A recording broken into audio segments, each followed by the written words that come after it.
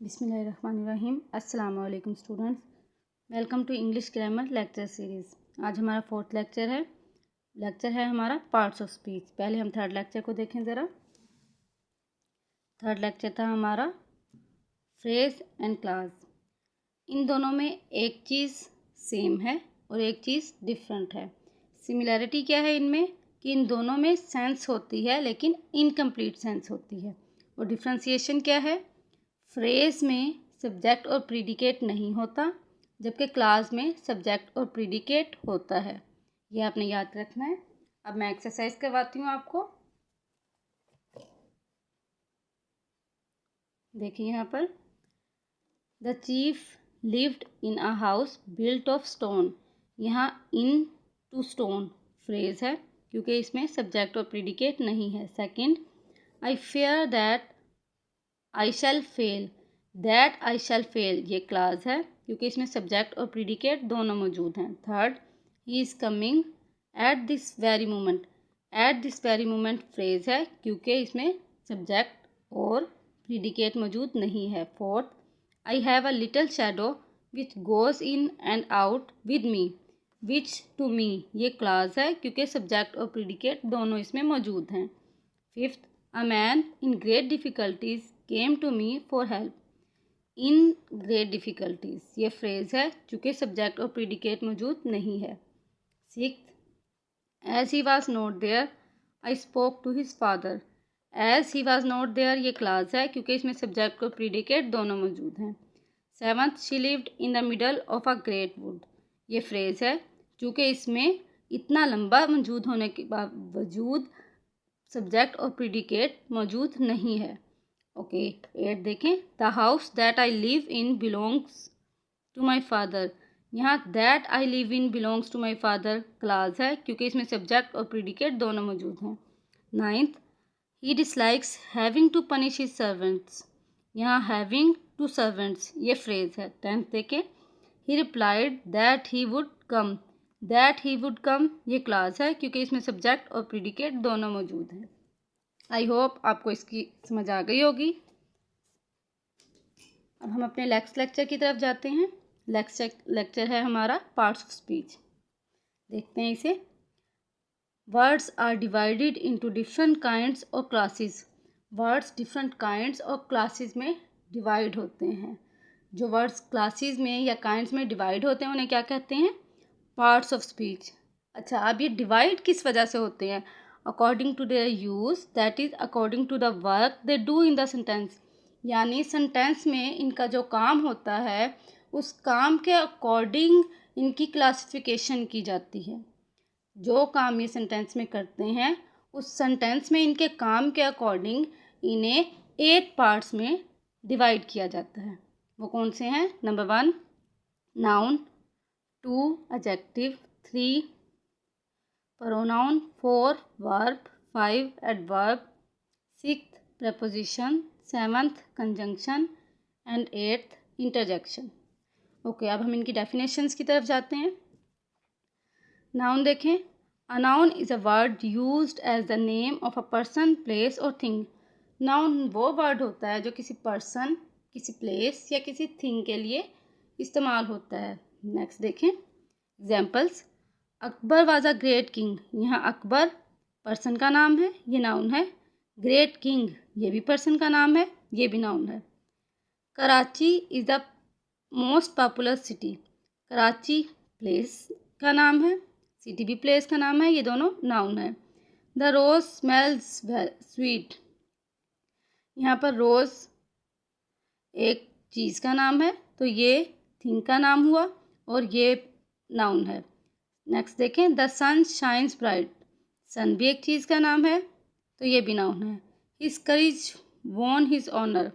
करेज भी चीज़ का नाम है तो ये भी नाउन होगा। Note the word things. Thing को देखें।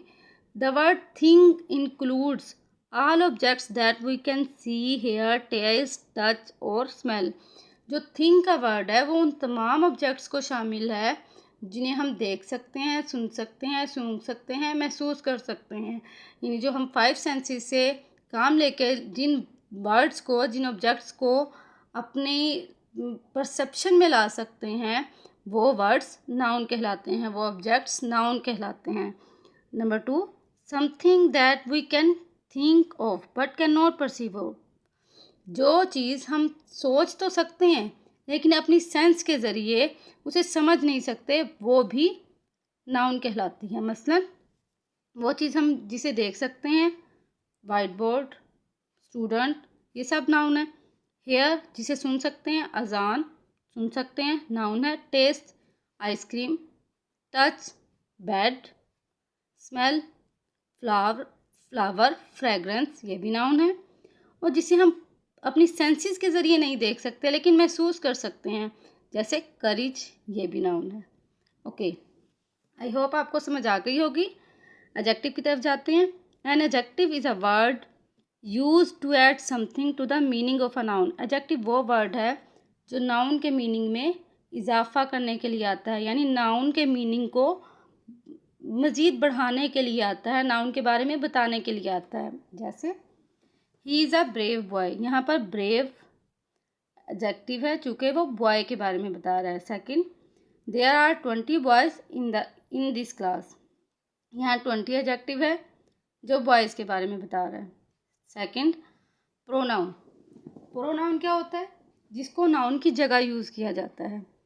जैसे एक जगह पर नाउन आना था लेकिन बार बार नाउन की रेपिटेशन से बचने के लिए हमने उस जगह पर जो वर्ड यूज़ किया वो वर्ड प्रोनाउन होगा। देखें, John is absent because he is ill. यहाँ ही की जगह अगर हम जॉन लगा देते तो बार बार जॉन आने की वजह से जुमला अच्छा न लगता, इस वजह से हमने यहाँ पर ही लगा दिया। ही प्रोनाउन है। Second, the books are where you left them, यहाँ पर बुक्स की जगह हमने देम लगा दिया तो देम प्रोनाउन है। 12th देखें, a verb is a word used to express an action or state, यानी वर्ब वो वर्ड है जो एक एक्शन या एक स्टेट, एक कंडीशन, एक हालत को एक्सप्रेस करने के लिए, बताने के लिए इस्तेमाल होता है। एग्जाम्पल देखें, the girl wrote a letter to her cousin. Wrote ये एक्शन है, एक्शन को एक्सप्रेस करने के लिए वर्ब आ रहा है यहाँ पर, तो रोट वर्ब है। Second, Karachi is a big city, यहाँ इज़ वर्ब है क्योंकि ये एक स्टेट को जाहिर करने के लिए इस्तेमाल हो रहा है। Third, iron and copper are useful metals, यहाँ पर आर वर्ब है क्योंकि ये भी एक स्टेट को बता रहे हैं। ओके, नेक्स्ट देखें। नेक्स्ट है हमारा adverb. An adverb is a word used to add something to the meaning of a verb, an adjective or another adverb. Adverb वो वर्ड है जो 3 कामों के लिए इस्तेमाल हो सकता है। या तो वो वर्ब का मीनिंग बताने के लिए इस्तेमाल होगा, या एडजेक्टिव के बारे में बताने के लिए इस्तेमाल होगा, या एक और एडवर्ब के बारे में कुछ बताने के लिए इस्तेमाल होगा। मसलन, he worked the sum quickly, यहाँ क्विकली एडवर्ब है जो कि वर्कड वर्ब के बारे में बता रहा है। नेक्स्ट देखें, this flower is very beautiful, यहाँ पर ब्यूटीफुल एडवर्ब है जो वेरी के बारे में बता रहा है। Third, she pronounce the word quite correctly, यहाँ करेक्टली एडवर्ब है जो क्वाइट एडवर्ब के बारे में बता रहा है। क्वाइट भी एडवर्ब है और करेक्टली भी एडवर्ब है। ओके, 14th पे जाते हैं। 14th है हमारा प्रेपोजिशन के बारे में। A preposition is a word used with a noun और प्रोनाउन। प्रेपोजिशन ऐसा वर्ड है जो नाउन या प्रोनाउन के साथ इस्तेमाल होता है। To show how the person और thing denoted by the noun और pronoun stand in relationship to something else, यानी जो प्रेपोजिशन है बेसिकली वो नाउन और प्रोनाउन, या तो 2 नाउन्स के दरमियान आएगा या 2 प्रोनाउंस के दरमियान में आएगा, या एक नाउन और एक प्रोनाउन के दरमियान में भी आ सकता है। तो ये उन दोनों के रिलेशन को शो करता है, एक नाउन के दूसरे नाउन से रिलेशन को शो करता है, या एक नाउन के दूसरे नाउन या प्रोनाउन से रिलेशन को जाहिर करता है। देखें, he worked there is a cow in the garden, यहाँ पर इन प्रेपोजिशन है जो काउ और गार्डन 2 नाउन के रिलेशन को जाहिर कर रहा है। नेक्स्ट देखें, the girl is a fond of music, the girl is fond of music, यहाँ पर ऑफ प्रपोजिशन है जो गर्ल और म्यूज़िक दो नाउन के रिलेशन को जाहिर कर रहा है। Third, a fair little girl sat under a tree, under आपका प्रपोजिशन है जो गर्ल और ट्री के रिलेशन को जाहिर कर रहा है। 15 देखें, हमारा कंजंक्शन है। Conjunction is a word use to join words or sentences. Conjunction वो वर्ड है जो दो वर्ड्स या दो सेंटेंसेस को जोड़ने के लिए इस्तेमाल होता है। ओके, एग्जाम्पल देखें, Mohsin and Danish are cousins, Mohsin और दानिश कज़न हैं। अभी जो एंड है ये दो वर्ड्स मोहसिन और दानिश के बारे में बताने के लिए और इनको जोड़ने के लिए इस्तेमाल हुआ है। ओके, नेक्स्ट देखें, 2 and 2 मेक 4, यहाँ पर एंड 2 और इस 2 को जोड़ने के लिए इस्तेमाल हुआ है। थर्ड देखें, I ran fast but missed the train, यहाँ पर एक सेंटेंस था आई रैन फास्ट और दूसरा सेंटेंस था आई मिस्ड द ट्रेन। तो बट इन दोनों सेंटेंसेस को जोड़ने के लिए इस्तेमाल हुआ है। 16th पर जाते हैं। 16th है हमारा interjection. An interjection is a word which expresses some sudden feeling. Interjection वो वर्ड है जो सडन फीलिंग के लिए इस्तेमाल होता है। ऑलमोस्ट सेम हमने एक सेंटेंस पढ़ा था, सेंटेंस की काइंड एक्सक्लेमेटरी सेंटेंस, उसमें भी सडन और स्ट्रॉन्ग फीलिंग का एक्सप्रेशन था।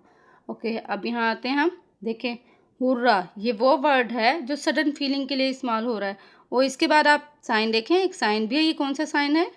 यस, यू गॉट इट, ये एक्सक्लेमेशन साइन है। इंटरजेक्शन जो वर्ड होता है इसके बाद भी एक्सक्लेमेटरी साइन यूज होता है, तो ये आपने याद रखना है। Hurrah we have won the game. Second, alas she is dead, तो यहाँ भी एक्सक्लेमेशन साइन यूज हुआ है। I hope you understand. 17th पर चलते हैं हम। Some modern grammars include determiners among the parts of speech, यानी कुछ मॉडर्न ग्रामर्स में डिटर्मिनर को भी पार्ट ऑफ स्पीच इंक्लूड किया जाता है। डिटर्मिनर क्या है? डिटर्मिनर वो वर्ड है जो नाउन के मीनिंग को डिटर्मिन करता है या उसको लिमिटाइज करता है। डिटर्मिनर वो वर्ड है जो नाउन को लिमिटाइज करता है या डिटर्मिन करता है। ओके, डिटर्मिनर्स कौन कौन से हैं? A, and, the, this, that, those, these, every, each, some, any, my, his, one, two और ये सारे। ओके, लेकिन इस बुक में डिटर्मिनर को एडजेक्टिव्स के साथ एक्सप्लेन किया गया है। इस बुक में डिटर्मिनर्स को एडजेक्टिव के साथ एक्सप्लेन किया गया है, तो हम भी इसको डीपली वहीं पर एक्सप्लेन करेंगे। अब हम 18th पर जाते हैं। As words are divided into different classes according to the work that they do in sentence, it is clear that we cannot say to which part of speech a word belong unless we see it used in a sentence। यानी हम सिर्फ word को देखकर नहीं बता सकते कि ये वर्ड पार्ट्स ऑफ स्पीच में से किस काइंड से बिलोंग करता है, जब तक कि उस वर्ड को सेंटेंस में यूज़ ना किया जाए। और जब तक हम उस सेंटेंस की सेंस को ना समझ लें, हम नहीं बता सकते कि ये वर्ड पार्ट्स ऑफ स्पीच में से कौन सी काइंड से बिलोंग करता है। एग्जाम्पल देखें, आप अच्छी तरह से अंडरस्टैंड कर जाएंगे।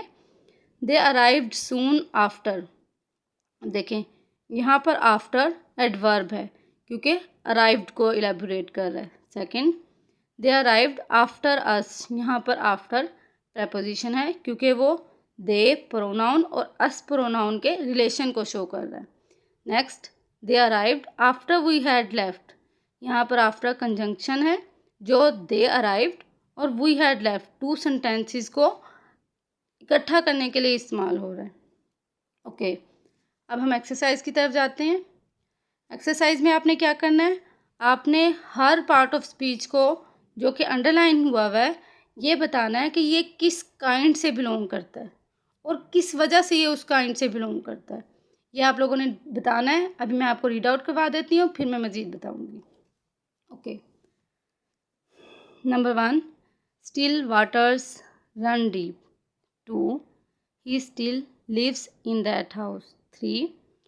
After the storm comes the calm. 4th, the after effects of the drug are bad. 5th, the up train is late. 6th, it weighs about a pound. 7th, he told us all about the battle.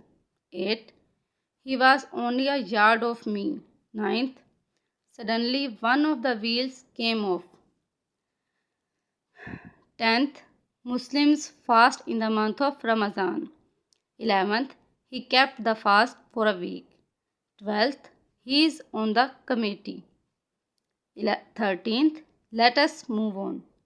14th, sit down and rest a while. 15th, I will watch while you sleep. 16th, they while away their evenings with books and games. इस exercise को आपने अच्छे से solve करना है और comment box में इसका आंसर देना है। अगर आपको कोई चीज़ समझ ना आ रही हो या आपका कोई क्वेश्चन हो तो आप कमेंट बॉक्स में पूछ सकते हैं। मज़ीद आप चैनल को सब्सक्राइब कर लें ताकि अगली आने वाली वीडियो में जब मैं इसका सलूशन दूंगी तो उसका नोटिफिकेशन आपको पहले ही मिल जाए। नेक्स्ट आपका जो लेक्चर होगा वो काइंड्स ऑफ नाउन के बारे में होगा। तब तक के लिए अल्लाह हाफिज़।